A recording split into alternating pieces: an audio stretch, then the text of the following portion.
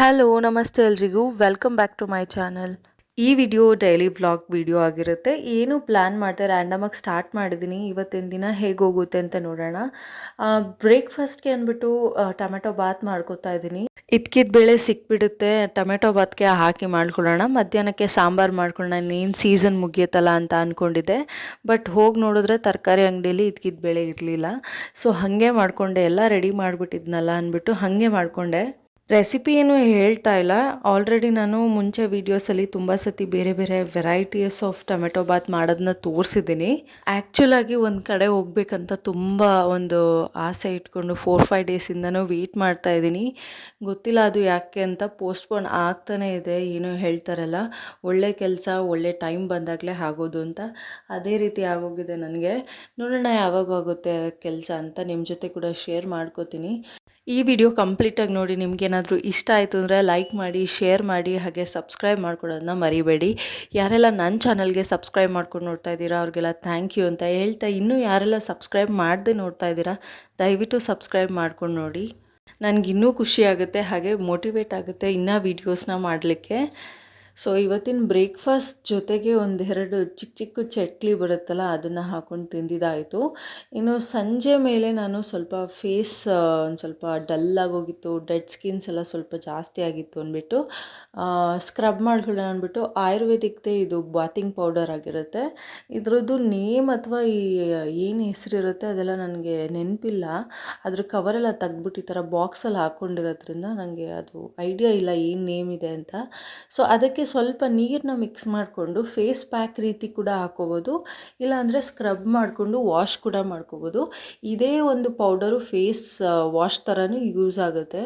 ತುಂಬ ಚೆನ್ನಾಗಿ ನಮ್ಮ ಫೇಸಲ್ಲಿರುವಂಥ ಡರ್ಟ್ ಇದನ್ನೆಲ್ಲನೂ ಕಡಿಮೆ ಮಾಡುತ್ತೆ. ನನಗಂತೂ ಒಂದು 2 ಸತಿ ಈ ರೀತಿ ಮಾಡಿಕೊಂಡ್ರೆ, ಅಂದರೆ ಡೈಲಿ ಈ ಥರ ಏನಾದ್ರು ಸ್ಕ್ರಬ್ ಮಾಡಿದೆ ಅಂದರೆ ತುಂಬ ಚೆನ್ನಾಗಿ ಡೆಡ್ ಸ್ಕಿನ್ಸ್ ಆಗಿರ್ಬೋದು, ವೈಟ್ ಹೆಡ್ಸ್ ಎಲ್ಲ ಬರುತ್ತಲ್ಲ ಮೂಗಿನ ಮೇಲೆ ಅಥವಾ ಈ ತುಟಿ ಕೆಳಗೆಲ್ಲ ಬರುತ್ತಲ್ಲ, ಇದೆಲ್ಲನೂ ಕಂಪ್ಲೀಟಾಗಿ ಹೋಗುತ್ತೆ ಅಂತ ಹೇಳ್ಬೋದು. ತುಂಬ ಚೆನ್ನಾಗಿದೆ. ನಿಮ್ಗೇನಾರು ಬೇಕಾದರೆ ಹೇಳಿ, ನಾನು ಡಾಕ್ಟರ್ ಹತ್ರ ಇನ್ನೊಂದು ಸತಿ ಕನ್ಫರ್ಮ್ ಮಾಡಿಕೊಂಡು ಅದರ ನೇಮ್ನ ನಿಮಗೆ ಪ್ರೊವೈಡ್ ಮಾಡ್ತೀನಿ.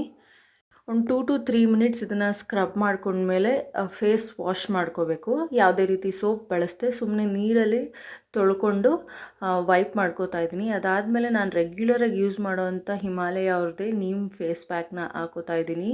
ಸ್ಕ್ರಬ್ ಮಾಡಿದ್ಮೇಲೆ ಫೇಸ್ ಪ್ಯಾಕ್ ಹಾಕೋದ್ರಿಂದ ತುಂಬ ಚೆನ್ನಾಗಿ ಸ್ಕಿನ್ನು ಅಬ್ಸರ್ವ್ ಮಾಡ್ಕೊಳುತ್ತೆ ನಮ್ಮ ಫೇಸ್ ಪ್ಯಾಕ್ ಏನಿರುತ್ತೆ ಅದನ್ನು. ಈ ಫೇಸ್ ಪ್ಯಾಕ್ನ ನಾನು ಆಲ್ಮೋಸ್ಟ್ ಒಂದು 2-3 ಇಯರ್ಸಿಂದನೂ ಯೂಸ್ ಮಾಡ್ತಾ ಇದ್ದೀನಿ. ನನಗೆ ಇದು ಸೆಟ್ ಆಗಿದೆ. ಸೊ ಅದನ್ನೇ ನಾನು ಪ್ರತಿ ಸತಿನೂ ಯೂಸ್ ಮಾಡ್ತೀನಿ. ವಾರಕ್ಕೆ 1 ಸತಿ ಅಥವಾ 2 ಸತಿ ಯೂಸ್ ಮಾಡ್ತೀನಿ. ತುಂಬ ಚೆನ್ನಾಗಿ ರಿಸಲ್ಟ್ ಕೊಡುತ್ತೆ. ಏನಾದ್ರು ಟ್ಯಾನ್ ಆಗಿತ್ತು ಅಂದರೆ ಟ್ಯಾನ್ ಕೂಡ ರಿಮೂವ್ ಆಗುತ್ತೆ. ಪಾಪ ನಾನು ಹೆಂಗೆ ಕಾಣ್ತಾ ಇದ್ದೀನಿ? ಹಂಗೆ ಹಾಕ್ಕೊಂಡಿದ್ದೀನಾ? ಚೆನ್ನಾಗಿ ಕಾಣ್ತಾ ಇದ್ದೀನಾ? ಆಯಿತು, ನಾನು ಹೆಂಗೆ ಕಾಣ್ತಾ ಇದ್ದೀನಿ ಹೇಳು?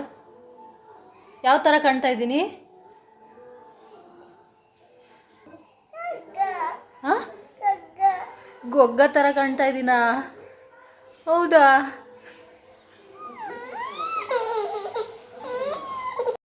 ನನ್ನ ಮುಖ ನೋಡಿ ಗೊಗ್ಗ ಥರ ಕಾಣಿಸ್ತಾ ಇದೆಯಾ? ಫಸ್ಟ್ ಹೋಗಿ ತೊಳ್ಕೊ ಅಂತ ಅಳ್ತಾ ಇದ್ಲು ನಮ್ಮ ಪಾಪು. ಸೊ ಅದನ್ನೆಲ್ಲ ಬಿಡಿ.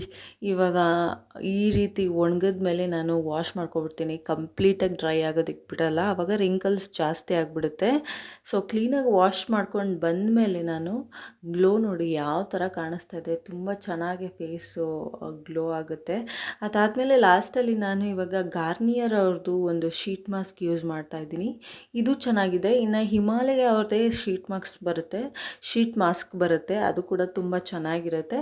ನಿಮ್ಗೆ ಯಾವ್ದು ಬೇಕು ಅಥವಾ ನಿಮ್ಗೆ ಏನು ಒಂದು ಕನ್ಸರ್ನ್ ಇರುತ್ತೆ ಅದ್ರ ಪ್ರಕಾರ ನೀವು ಯೂಸ್ ಮಾಡ್ಕೋಬೋದು. ನಾನಿಲ್ಲಿ ಹೈಡ್ರೇಷನ್ಗೋಸ್ಕರ ಯೂಸ್ ಮಾಡ್ತಾ ಇದ್ದೀನಿ.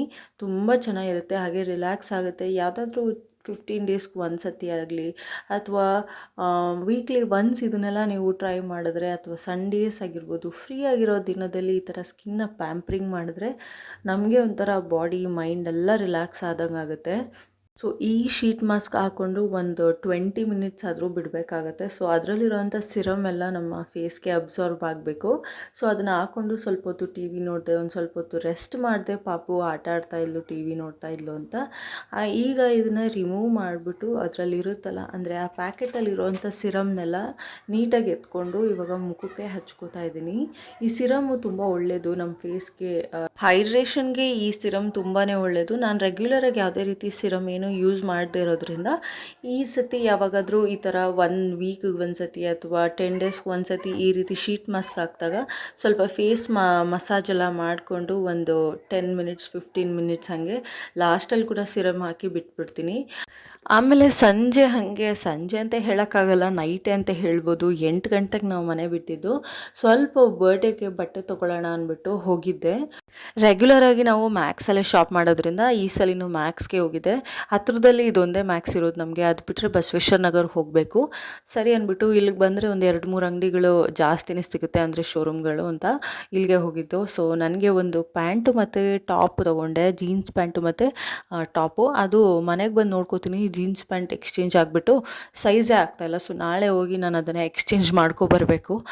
ಅದನ್ನೆಲ್ಲ ಶಾಪಿಂಗ್ ಎಲ್ಲ ಆದಮೇಲೆ ಆಚೆ ಬಂದ ಮೇಲೆ ನೋಡಿ ನಾನೇ ಮಾಡ್ತೀನಿ, ಇದನ್ನೆಲ್ಲ ನಾನೇ ಹತ್ತೀನಿ, ನಾನೇ ಇಳಿತೀನಿ ಅಂದ್ಬಿಟ್ಟು ನಾವು ಮಾಡೋದೆಲ್ಲನೂ ಮಾಡ್ತಾಳೆ ಅವಳು. ಏನೋ ಒಂಥರ ನಮಗೂ ಖುಷಿಯಾಗುತ್ತೆ, ಅವಳಿಗೂ ಖುಷಿಯಾಗುತ್ತೆ ಈ ಥರ ಹೊರಗಡೆ ಎಲ್ಲ ಬಂದಾಗ. ಅಲ್ಲಿ ಆನ್ ದ ವೇ ಬರ್ತಾ ಈ ಚಾಕ್ಲೇಟ್ ಶಾಪ್ ನೋಡಿಬಿಟ್ಟು ನನಗೆ ಆ ಚಾಕ್ಲೇಟ್ ಬೇಕು, ಈ ಚಾಕ್ಲೇಟ್ ಬೇಕು, ಈ ಥರ ಟಾಯ್ಸ್ ಇರೋ ಚಾಕ್ಲೇಟ್ ಬೇಕು ಅಂತ ಹಠ ಮಾಡ್ತಾಯಿದ್ಲು.